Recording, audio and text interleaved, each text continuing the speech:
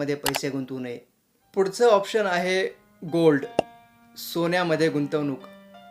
जर तुम्ही सोनं वापरण्यासाठी घेतलं असेल आणि त्याला जर तुम्ही गुंतवणूक म्हणत असाल तर ती चांगली गुंतवणूक नाही. कारण त्यामध्ये मेकिंग चार्जेस आले, सोन्याची घट आली आणि बाकी खूप सारे चार्जेस आहेत. 3% GST आला. फक्त सोन्याला डाग किंवा झळ लागते असं नाही, तर आपल्या खिशालाही झळ लागते.